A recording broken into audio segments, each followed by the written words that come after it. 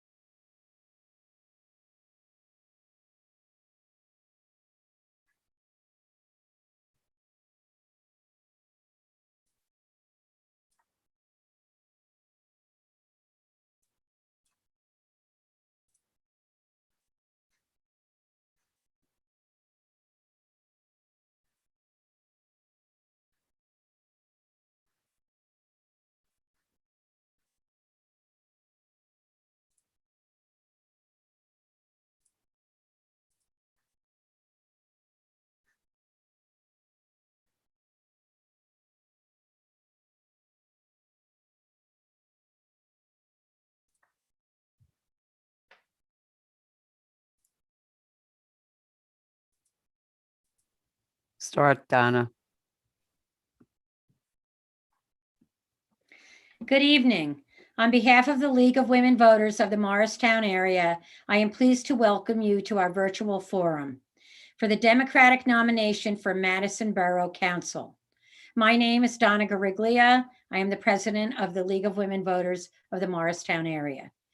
The League is a nonpartisan political organization that encourages informed and active participation in government, works to increase understanding of major public policy issues, and influences public policy through education and advocacy. Empowering voters, defending democracy is our message. Elections and voting are core concerns for the League. We are committed to providing fact-based information about issues and positions candidates take on those issues to help voters make their own decisions and participate in the electoral process. We envision a democracy where everyone has the right, the knowledge, the confidence, and the opportunity to participate. The League of Women Voters never supports or opposes candidates for office or political parties.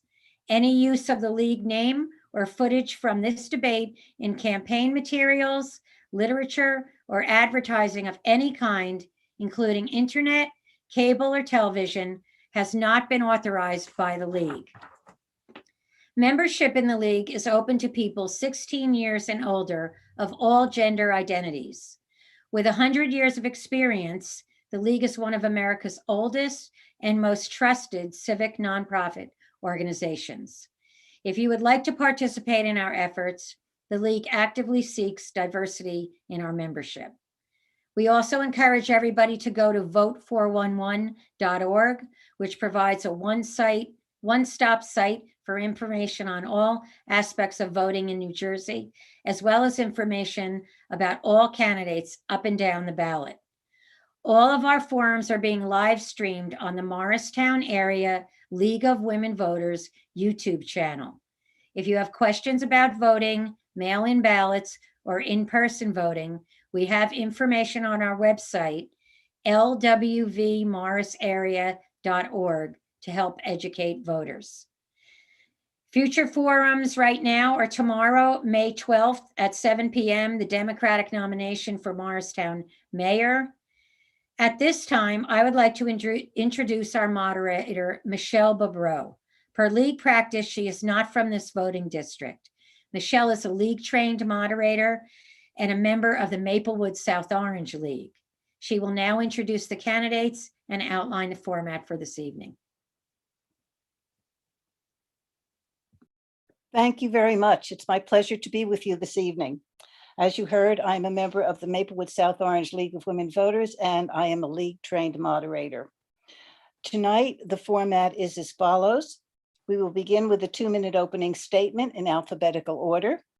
Then I will pose questions which were previously submitted from the public to the League, which the candidates have not seen. The candidates will respond in rotating order with 1 minute to answer with the option of a 30-second rebuttal. We will then end with the candidates' closing statements in reverse of opening order, 2 minutes each. I will then repeat some important information about voting in this primary on June 8th. There is a timekeeper who will signal when 30 seconds remain and then when time for each speaker is up. The candidates are, in alphabetical order, Deborah Cohen, Thomas Haralampoulos, and Eric Range. And we're ready for your opening statement in alphabetical order. 2 minutes, Deborah Cohen. Hello, everyone. For those who don't know me, I am Deborah Cohen. Thank you to the League of Women Voters for hosting this debate prior to the primary. I am honored to be running for re-election to the Madison Borough Council and thrilled to not only have Eric Range run alongside me, but also for the two of us to have earned the nomination from the Madison Democratic Committee. I'm eager to continue the work we've been doing on council to keep Madison a great place to live, work, and raise a family, as I have done myself since 2004. Like many of you, I believe strongly in the importance of volunteering. I have been a volunteer in the schools and PTAs, was the Madison Soccer Club registrar and treasurer, and served as a Board of Education member. I took giving back to Madison to another level when I was asked, agreed to run, and had a convincing win in 2018 to join the council. As a current council member, I have devoted my time to listening to you, the community, to find out how we can make Madison even better. During COVID, as the liaison to the health department, I took a leadership role and worked with them closely throughout the pandemic to ensure information was flowing between the Board of Health and the council, as well as the members of the community.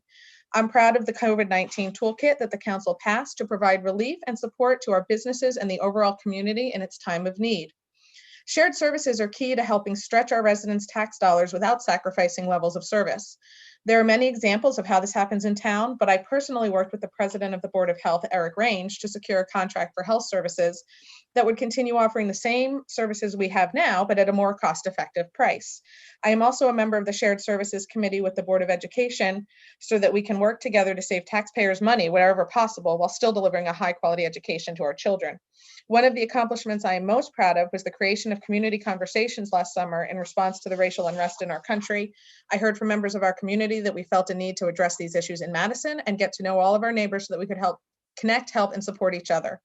Something we all care deeply about is our downtown, and I'm sure we're all thrilled to see it filling up again with people eating out, shopping, and enjoying our arts and cultural offerings. I am proud of the work I've done on council. Thank you. Thank you. Next is Thomas Haralamputis.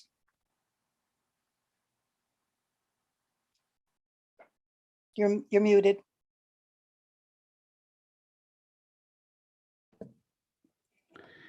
Hello, Madison viewers, Eric and Deb. Thank you to the League of Women Voters for the opportunity to exercise our democratic values of debate and discussion. I'm running for Madison Council. My wife of 29 years, Christine, and I have made Madison our home for the past 29 years. We chose to raise our family here. 5 children later, 3 dogs, and a lovely home adjacent to great neighbors. We believe it was the best decision. For us, the town of Madison is an extension of our home. The residents and our friends are an extension of our family. It's only fitting that we help keep our extended home Madison a great place to live. My goal is to get even more involved and help the town become a stronger community for residents and businesses. My philosophy is to govern with common sense for the common good. I believe it's a good model for all government leaders. Regardless of national party affiliation, all Madison residents have to work together to help our town, schools, and community with whatever time and insight we can offer.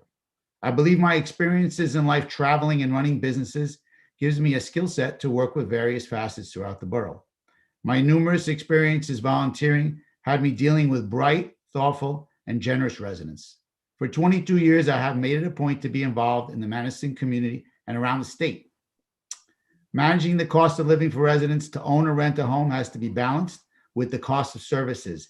And we need to focus on these objectives to keep Madison the best place to live in New Jersey. The Madison School District needs support and collaboration with borough leadership to ensure the best performance and efficient spending of our tax dollars. Madison has to be sensitive to our empty nesters and seniors, many of whom also are staying here because Madison offers so much for a fulfilling place to live.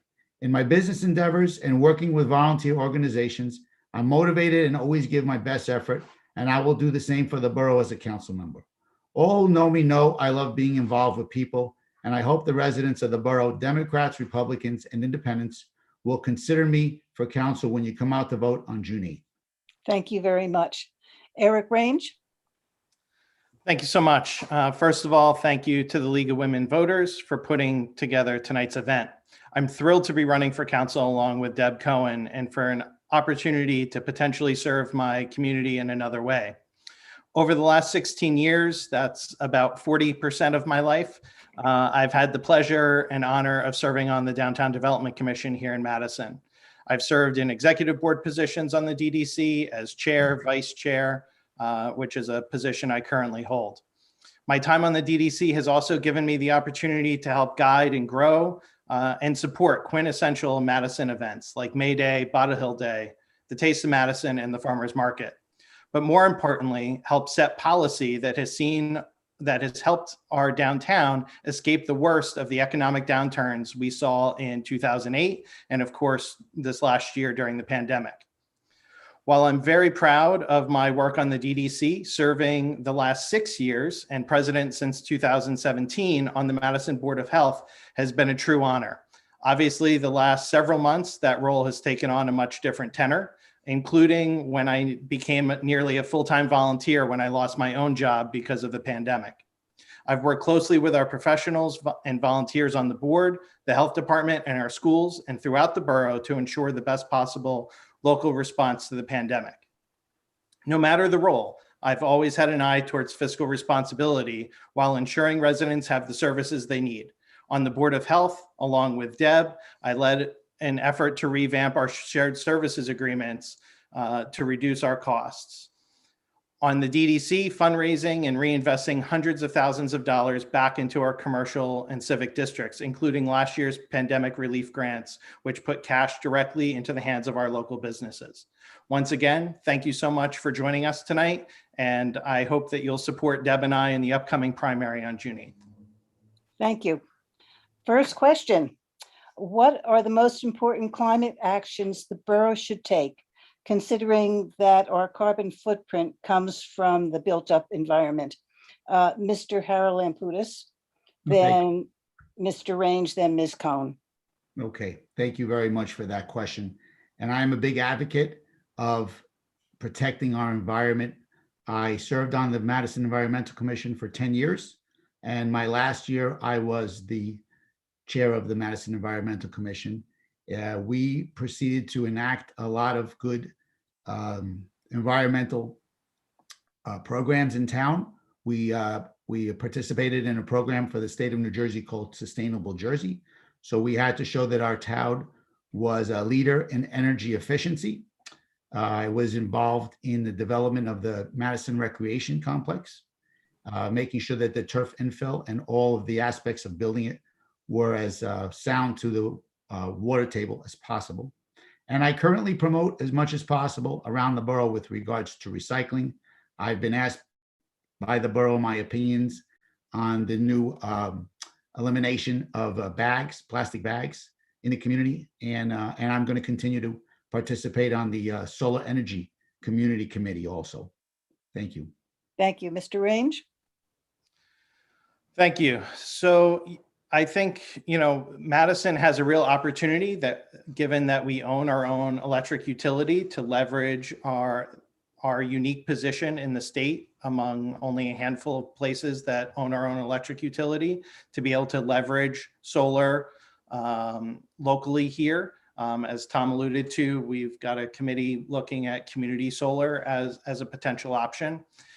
And then, of course, there's the actions that the borough can take directly around prioritizing electric and hybrid vehicles. We recently purchased a police cruiser that is hybrid and electric, and then also encouraging green building practices. There's a proposal out there for the new affordable housing to be passive house, potentially. And I think that that's a great way to model the behaviors we hope that developers and residents will take as they move forward in Madison. Thank you. Ms. Cohn? Thank you. So Madison has done quite a bit already. Just a couple of highlights: battery operated leaf blowers, electric vehicle charging stations, traditional lights being replaced with LEDs, planting 105 trees every year to make sure that our canopy continues to grow even with the development in town. Eric alluded to this, but the developer we approved last night for our affordable housing has promised in the contract it's going to be a LEED certified building with the goal of completely passive housing.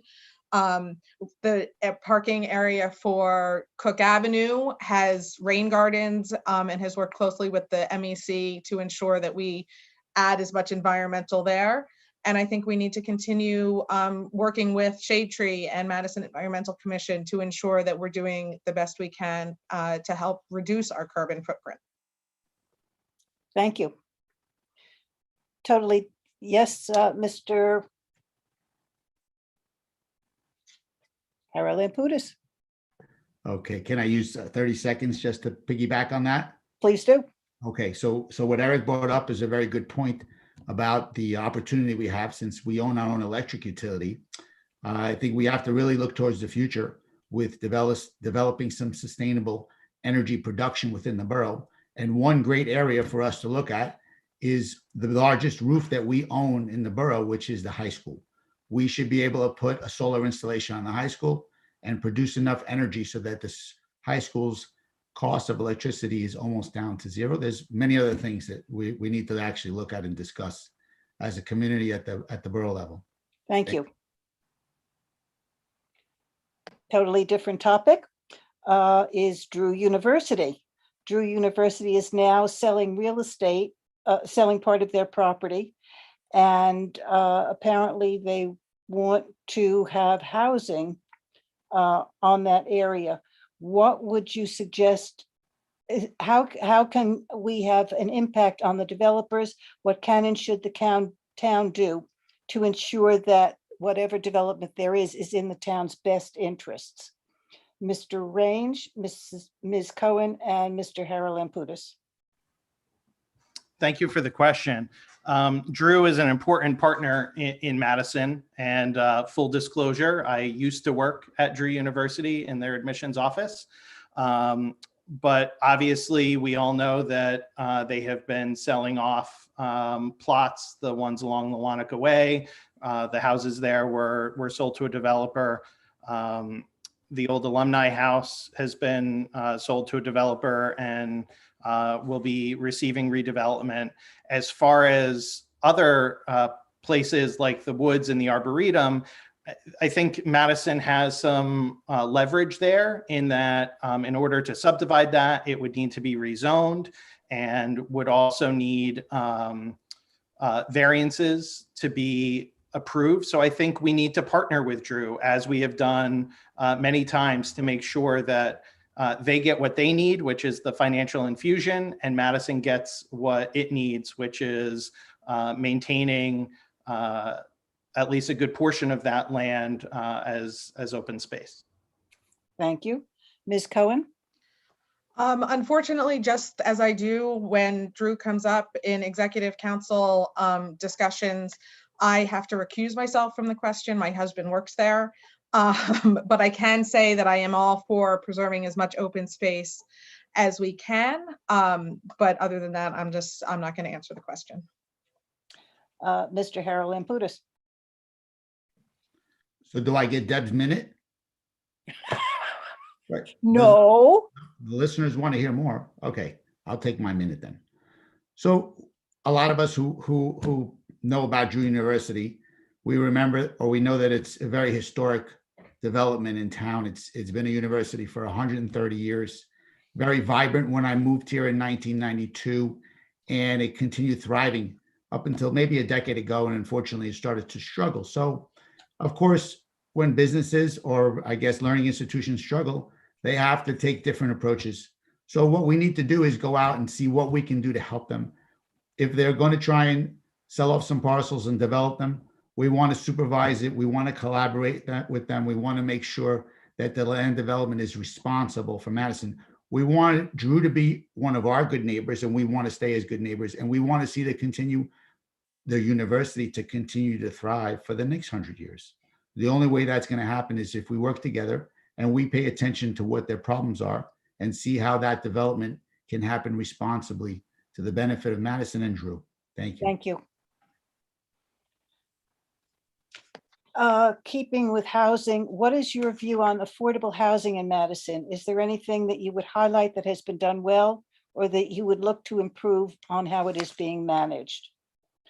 Mr. Harold, Ms. Cohen, and Mr. Range. Thank you for the question. I have been on the Affordable Housing Corporation now as a trustee for 4 years, and I have seen the borough and the Affordable Housing Corporation work together to try and expand the housing that's offered in the borough. We are a role model for the state right now with over 190 affordable housing units, but we know that the Fair Share Housing Corporation has put a large target on the borough and all of the municipalities in the state to add to their inventory. So we have responsibly gone out and looked at locations where we can add housing. We do want to make Madison affordable.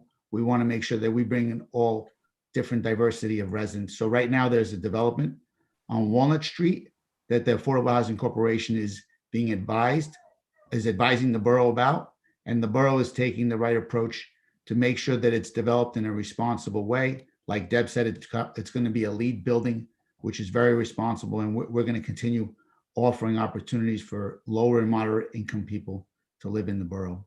Thank you. Ms. Cohen? Overall, I think Madison has been a leader. We are one of 33. There are 3 towns out of the 39 in Morris County. We are one of them that have a housing authority, and it's been there for 50 years, well before the Mount Laurel decision. Our scattered sites, which mean that the affordable housing is scattered all around town, is not visible. People aren't even aware that we have it. So there's no stigma that lives there. With the students or the adults, it's just part of the community, which is a great aspect to us. And as Tom said, we are going to look to continue to look to how to increase. We have regulations that ensure that when new houses, condo, little complexes, there has to be affordable housing within them so that we can continue that. And I think the key is to keep doing what we're doing, but also to keep in mind that affordable housing brings, good things to our community and people that might not be here otherwise. Thank you. Thank you. Mr. Range. Tom and Deb hit on a lot of the great points around affordable housing in Madison. Our scatter sites, we've been a leader in that. Our own housing authority that has been, around for decades. So I think our development on Walnut Street will end up being a model for others in the state. And as Deb alluded to, our new inclusionary ordinances are already bearing fruit. I can think of a handful of projects that have gotten approved that will include additional affordable units or ones in the pipeline that will.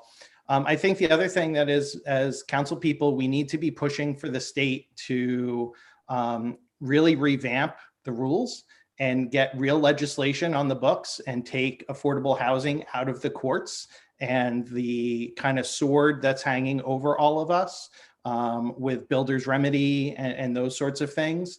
So I think that's another aspect that as a council person, we should be pushing for. Thank you. Yes. Mr. Harold Lamputis. You're muted. You're on mute, Tom. I'm trying. Okay, I got it. Thank you. So one other thing I wanted to add just to educate the community a little bit, and it's impossible in 30 seconds to educate them, but most of the affordable housing that is in the borough now is not directly paid for by the borough residents through our taxes. We raise money from the developers. We also get money from the state. We have a lot of different opportunities where we can get Section 8 housing and grants and special loans to build out the 190 units and the future units that we're going to develop. So it's definitely a positive, and we have a very highly skilled group on the Housing Authority that moderates all of this. Thank you.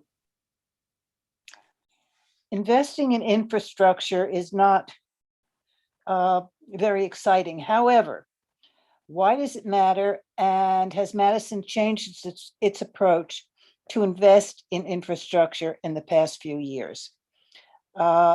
Ms. Cohen, Mr. Range, Mr. Harold Lamputis.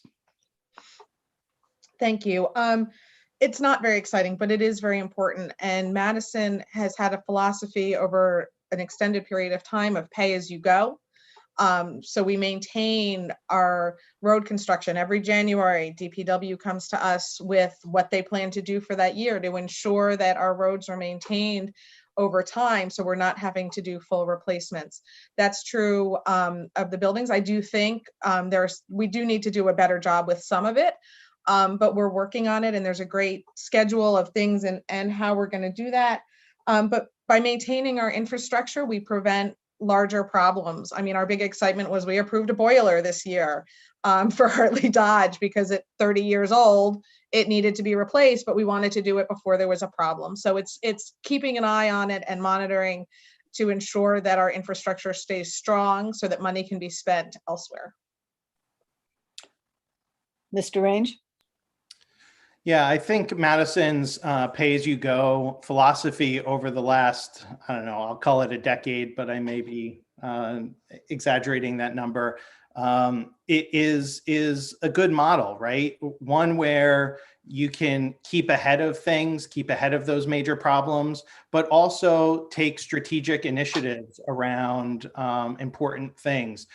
Nearby where I live, we fully reconstructed Burnett Road by the high school, where we added sidewalks and reconfigured that so it is, safer for students to move around. So we're not just patching potholes, but we're really thinking strategically and laying out a plan over a number of years so we know what's coming and when. And I think that that's how you'd run a business. That's how you would run any kind of operation. So I think the borough's really on solid footing there. Thank you. Mr. Harold Lamputis. Thank you very much for the question. The borough has done a good job for at least the last 10 years, strategically planning how to update, improve, and maintain the facilities, except for Hartley Dodge, which is a little under duress right now. And I have brought that up at meetings over the past few years that we've neglected updating the east wing of our most important building in the borough. But there is a plan now that is underway, under review, to redevelop the east wing. But in addition to that, we also have our other public buildings, including the schools. The schools have to also upgrade their facilities. The borough needs to stay connected with what the schools are doing. The borough has a different opportunity in facilities to continue to raise money from tax revenue to fix their buildings. And they have been doing an ample job making them more energy efficient. We have a great public safety building, which has definitely been updated, and with the equipment inside for public safety has also been upgraded just to keep up with the times. Thank you. Since you brought up schools, let us move to schools. Are there any new ways that you think the town and Before school you board? move, can I answer I'm him? sorry. That's Please. okay. So just two things real quickly. On the Hartley Dodge front, Tom's right, it was, but one of the reasons that it was neglected is we were trying to figure out how to fund both the East Wing and the Plaza steps. We've received grants, which has allowed the plan to go into motion. And while I would love to help our schools, even in a shared services type of way, if we can, unfortunately, the school budget and the town budget have nothing to do with each other. And it's not something, the borough wouldn't help the schools out with their building maintenance. And I get it, I'm a teacher, it's rough. Well, yes, Mr. Harold Lamputis. One more time. So, well, just to piggyback on what Deb said, the east wing of the Hartley Dodge should have been renovated, in my opinion, years ago. We took out a loan when we were renovating 80% of the building, and the whole building should have been done at the time. And I'm not suggesting that the borough gives any money to the school district to update their facilities, but I am suggesting that the borough pays attention to buildings that the residents also own. And when there is an opportunity for the borough to somehow participate and collaborate, they need to stay involved and give their advice at least. Thank you. Now moving on to schools. Are there any new ways that you think the town and the school board can better align their resources, such as money, personnel, facilities, etc.? And how can they work together and not duplicate services and expenses? And we will go to Mr. Harold Lamputis, Mrs. Cohen, and Mr. Range. Thank you very much for that question. I don't profess to have all the answers to that question, but I do believe that there is a good opportunity now for us to have a shared services survey done. It doesn't necessarily have to be a paid survey. There's very qualified people in town, and that's part of sharing residents with their skill set to come in and see how the borough and the Board of Ed are actually working together well.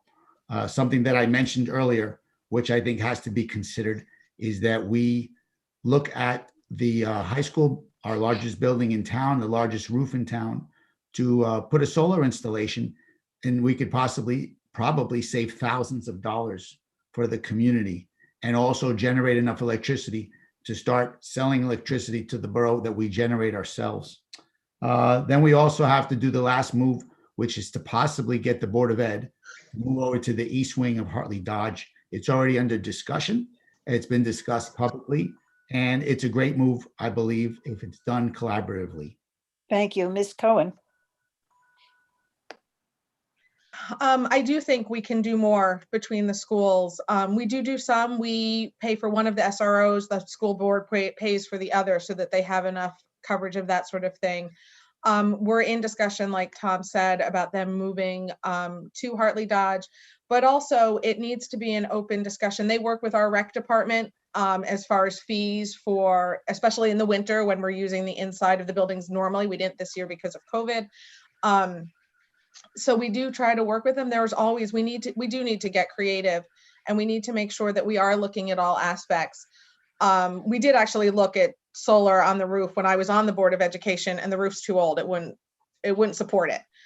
So that's something that has been looked at, but I think Tom's right. We need to make sure that we're talking with the schools and that our shared services meetings are as productive as possible. We've worked on making them smoother so that there's a real sharing of information and how we can help each other out so that the left isn't paying the right to pay the left.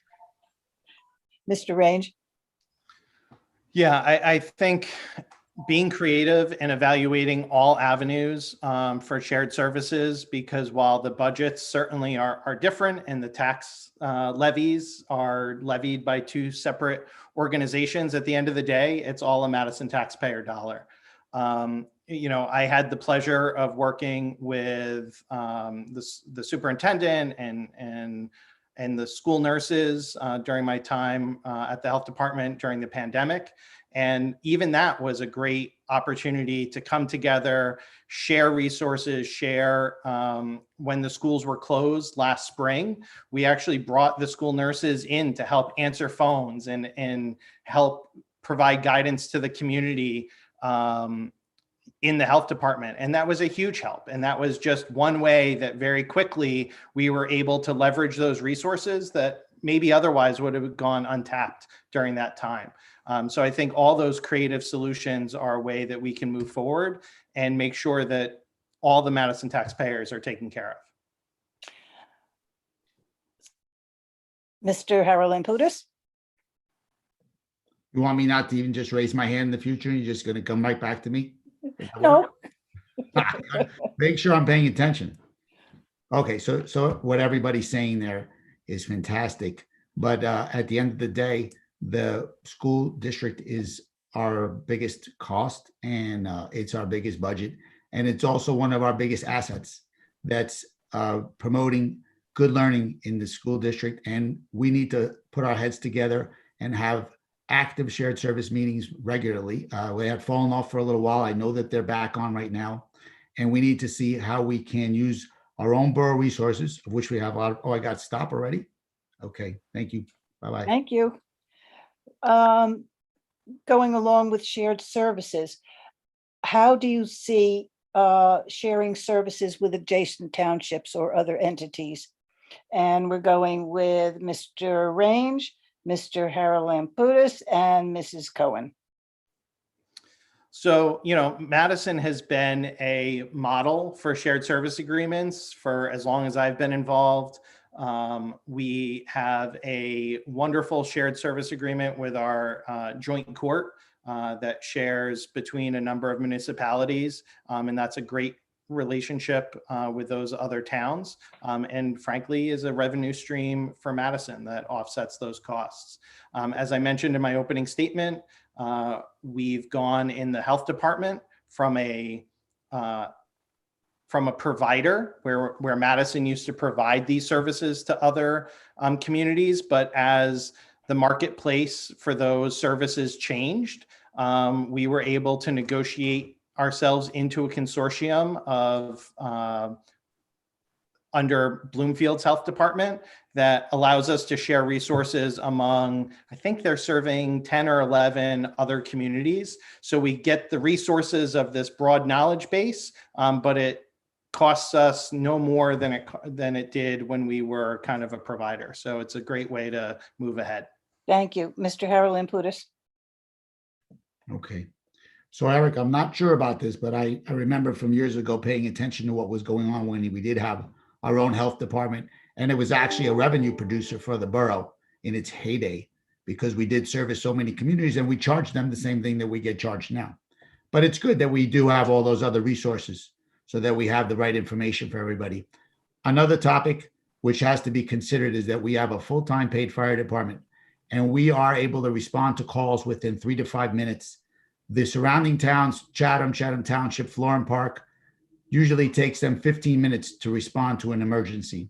So when we're the first responders, whether it's to the Chatham Borough, the township, or Florham Park, we need to somehow reach out to those communities and say, look, we're spending our resources that cost us money to go and respond to your emergencies. How can we collaborate to have some of that expense covered by your communities? We're not going to stop servicing them, but if we're going to continue to be good neighbors and we're the ones paying all these different public service people, we have to be compensated for it, and it needs to be discussed amongst the borough administrators from different towns. Thank you. Ms. Cohen? Okay, just so that people are aware of some of the other things that we do already have shared services with. We actually have the oldest shared services agreement in the state, which is 100 years old, with Chatham for our sewer. The joint meeting, it's called the joint meeting, which deals with all of our sewer.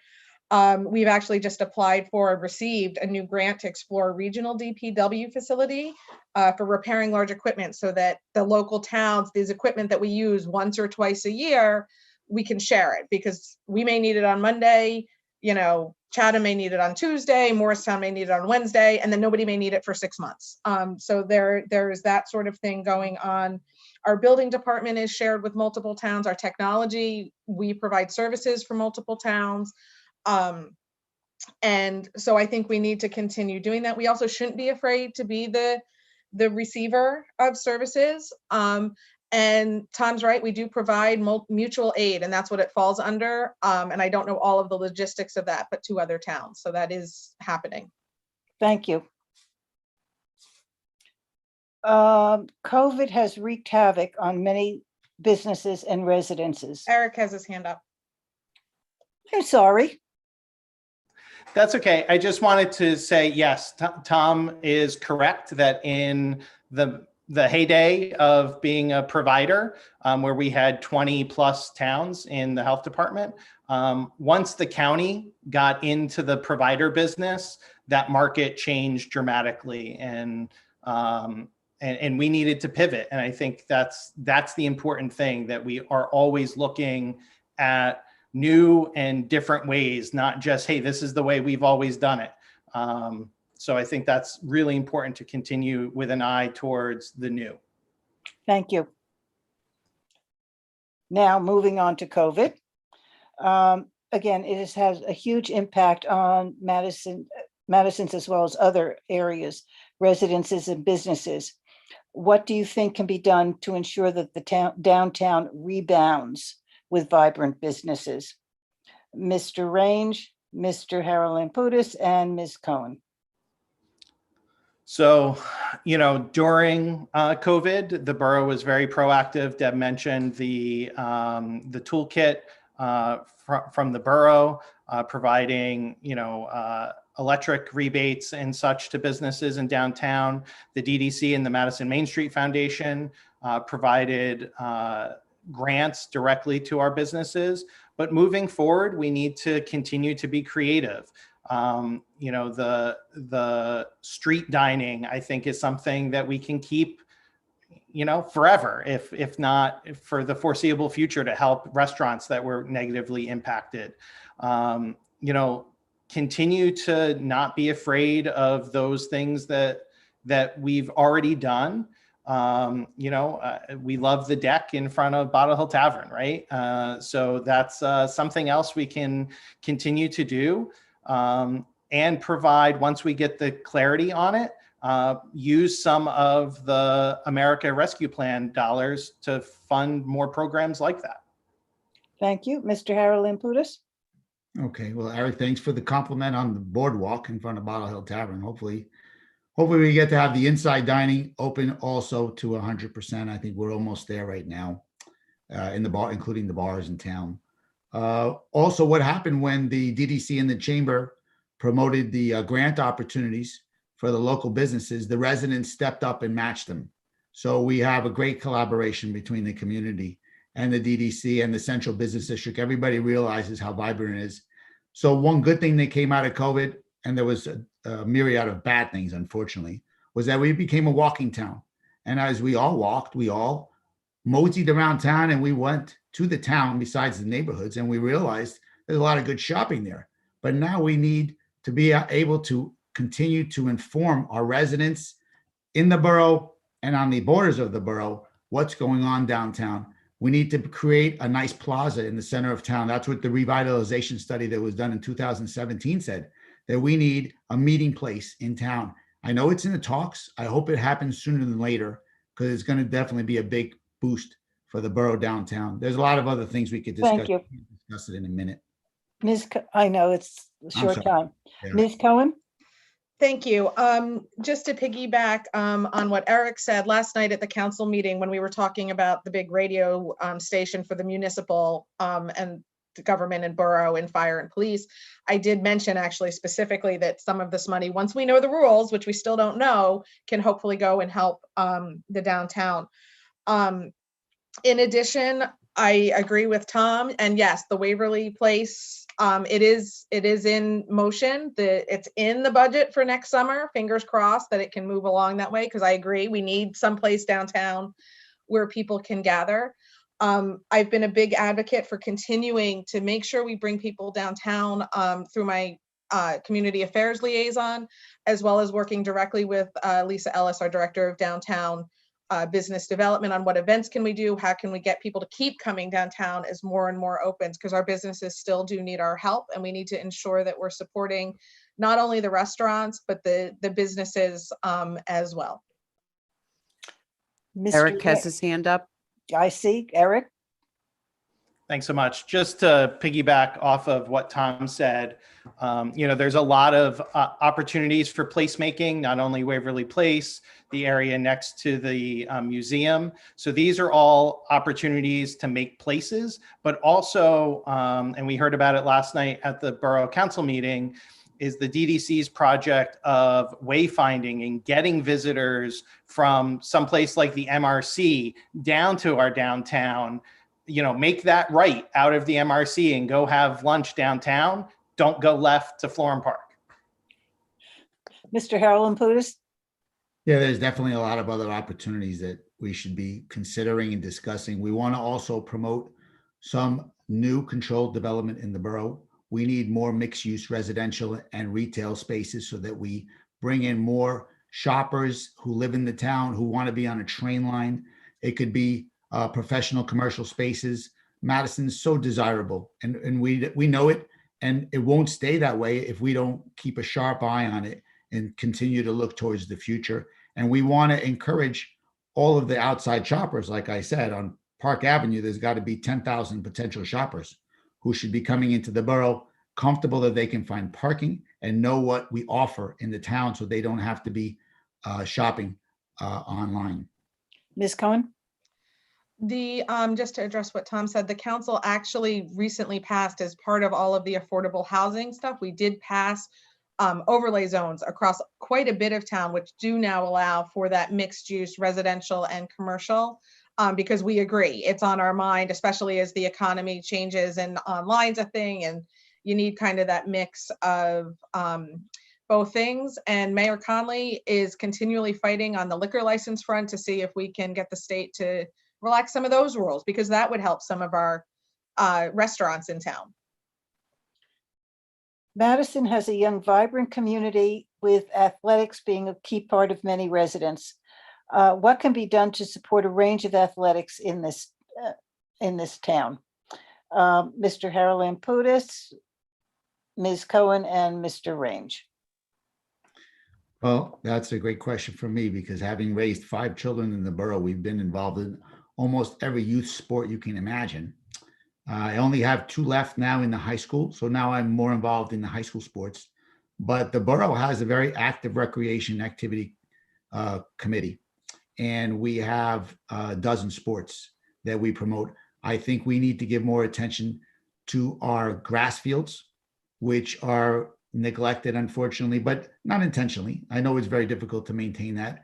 We do have a great Madison Recreation Complex that we need to utilize more.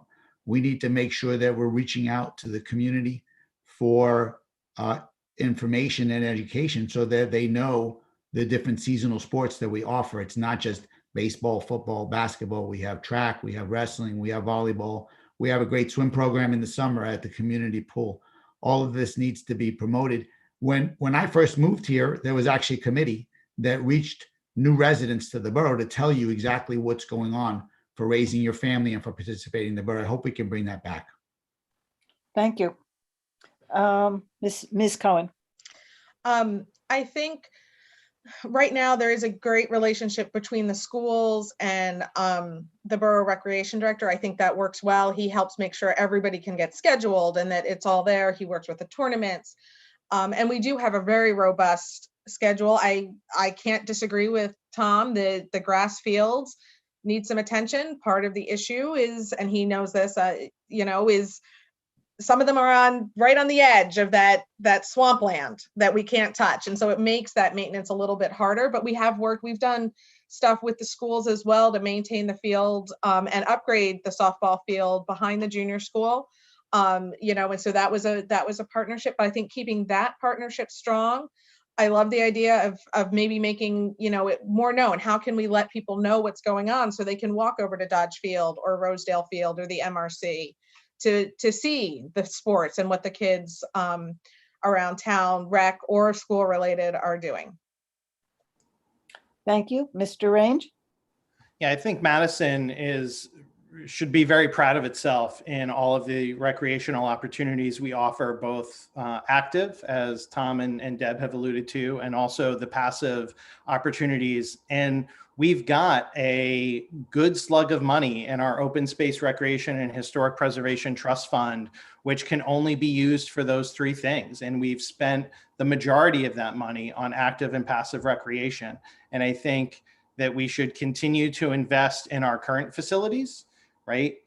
Making sure those grass fields are well maintained, and explore other opportunities for that money to be used for those purposes. This is specifically athletics. So, we can talk there about where are opportunities to add other fields. We've added the fields at Barely Ellard in the last decade. We've added the MRC.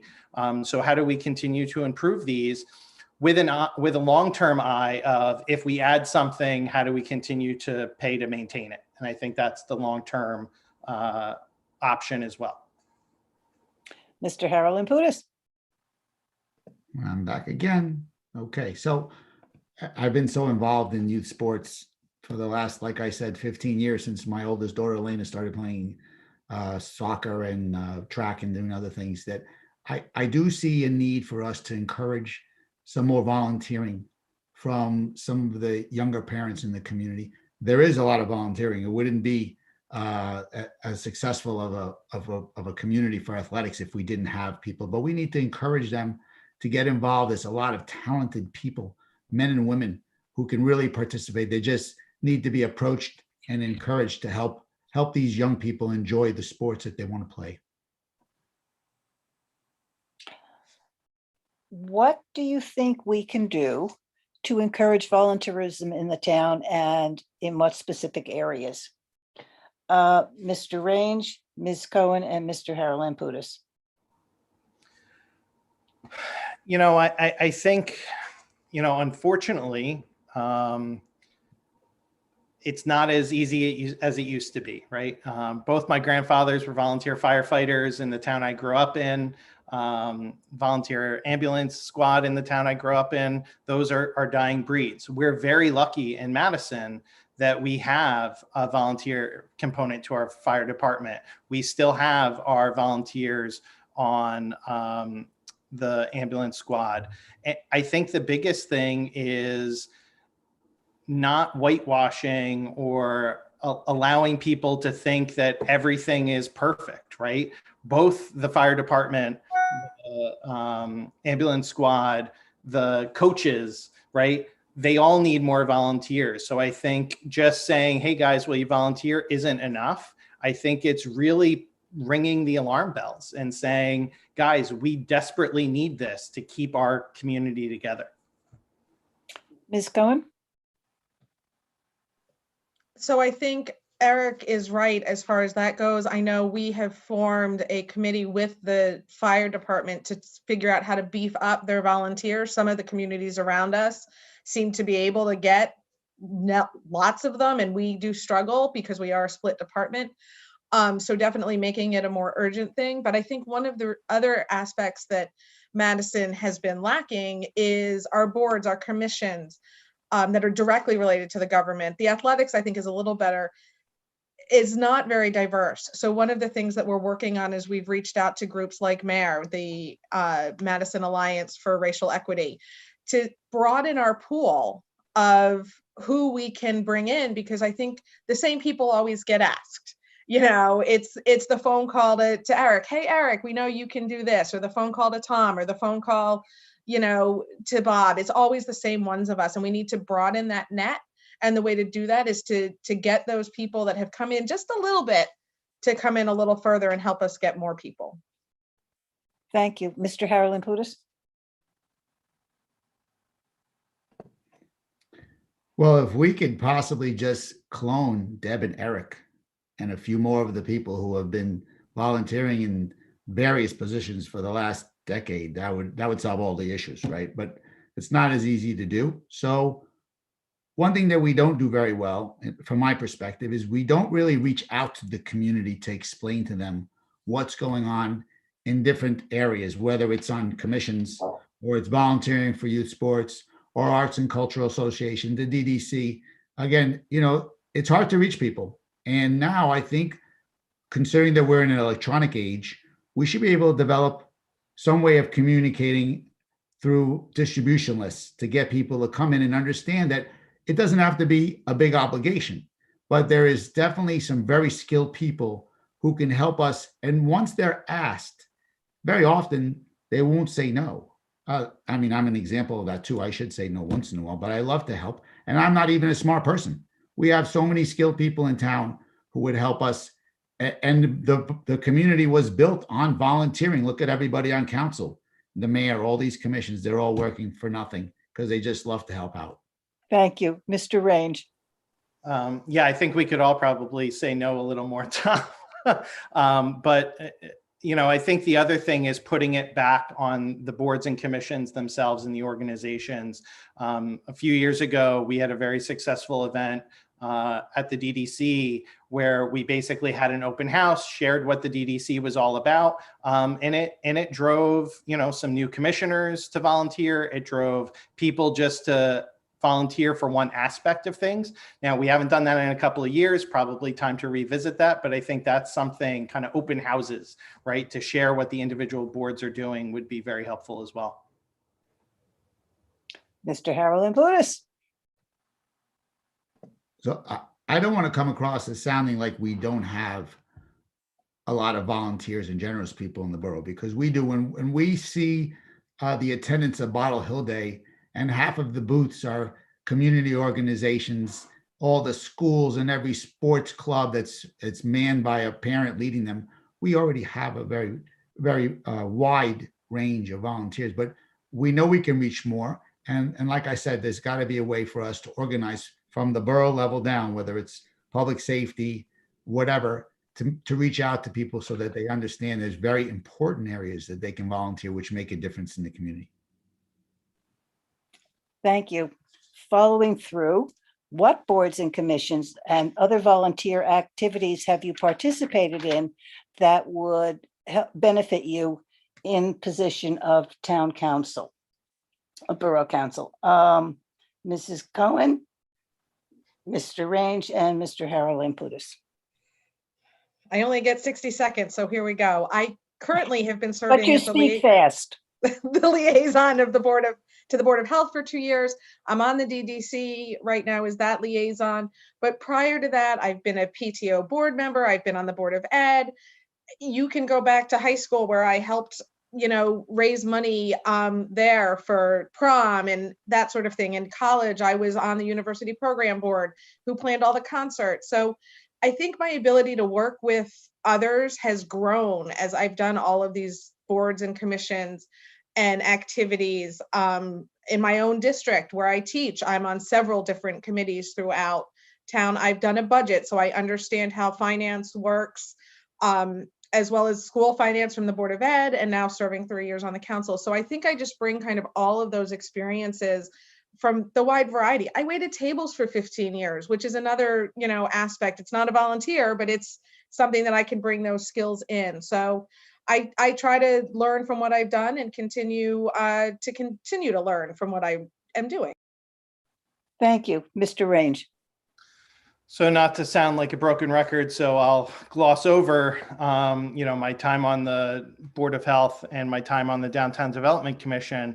But the one thing about the DDC is it's such a complex organization, and it's kind of like a microcosm of the borough in general, right? We have business owners and residents and university representatives and what have you. So we do a lot of things. So I've led, Bottle Hill Day prep. I've led as a co-chair of Taste of Madison, which reaches, Rotary and the Chamber of Commerce and the DDC working together. So there's a lot of experiences there. And, I know the question's really about volunteering, but I've been volunteering since I was a little kid as a Boy Scout doing, civic projects and what have you. But even professionally, I work in operations and technology and looking at the best path forward no matter what I'm doing. So. Thank you. Mr. Harold Lamputis.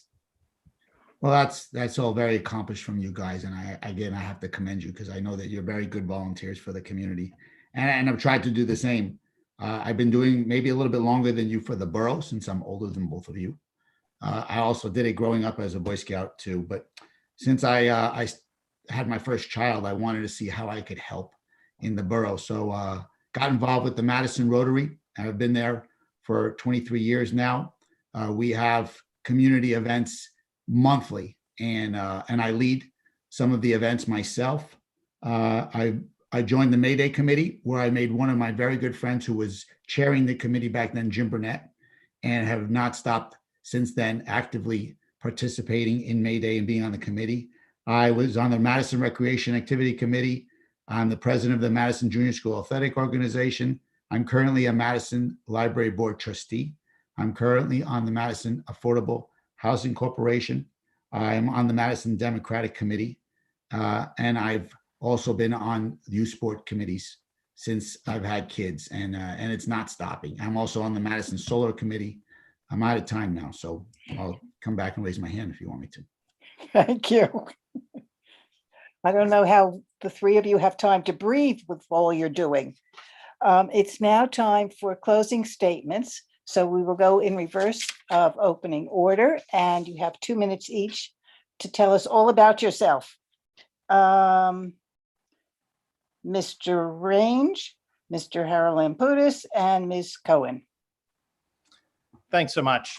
Thanks again to the League of Women Voters for putting this together. Thanks to Tom and Deb. I think it was a great conversation.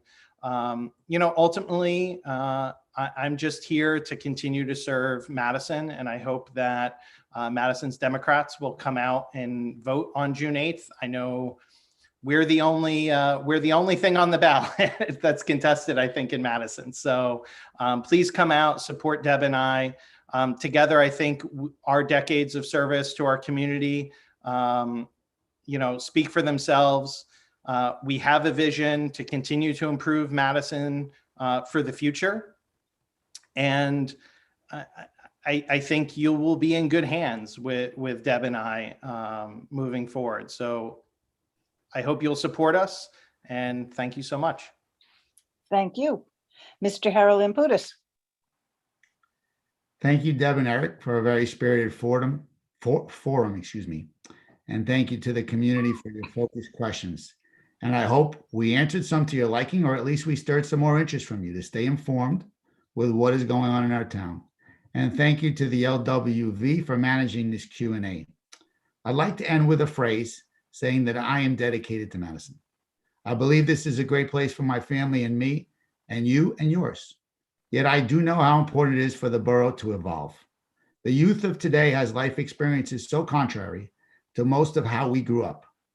While the times change and we try to keep up or even excel, we have to be cautious to hold on to the values that I believe have to stay as the foundation: respect, admiration, sensitivity, love, and we have to triumph over hatred. There's no place in my life for anything contrary. For me, the Rotary motto, service above self, is a way that I like to show thanks for my good fortune of living in Madison and raising my family here. For more information on the nuts and bolts of issues that I will bring to council, please follow me on Facebook and Instagram. I'm also considering at the end of May, a town hall meeting to have an open discussion with everybody concerned. And I invite anyone who wants to participate to talk about how Madison is such a gem. I'm open-minded. I'm passionate for what I believe is good and right for Madison. And most important to me is that I take care of Christina and our family in our hometown, Madison. They bring me rewards that are priceless. Being around them as they grow up in our town before they move off to the next stage of life after school is special. Selfishly, I would like them to stay here. Selflessly, they have to find their path as all of us have done with our lives. I will always stay involved and do my part to make our hometown better. The downtown schools, open space, youth sports, arts and cultural aspect, historic preservation, future development, you name it, bring it on. I want to listen, learn, and help. Thank you, and I'll see you on June 8th. Thank you. And Ms. Cohen. Thank you. As Eric and Tom have already said, to the League of Women Voters, thank you for Tom and Eric. I think this was good. I think it shows we agree on a lot of things and we disagree on some others, which is good for everyone. I think the key is we need to keep Madison moving forward.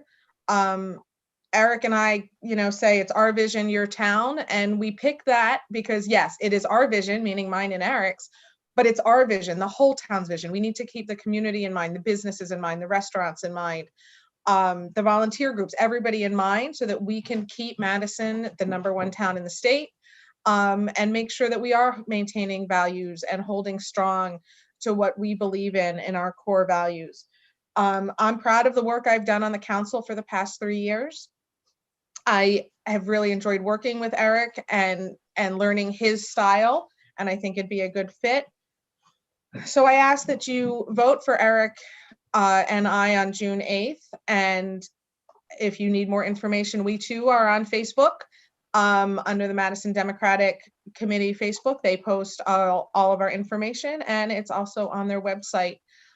So thank you again to everyone. And please remember, Democrats, come out and vote on June 8th for Deb and Eric. Thank you. Thank you so much. Thank you to the candidates for sharing your views. I'm sorry that the listeners have a very serious choice to make.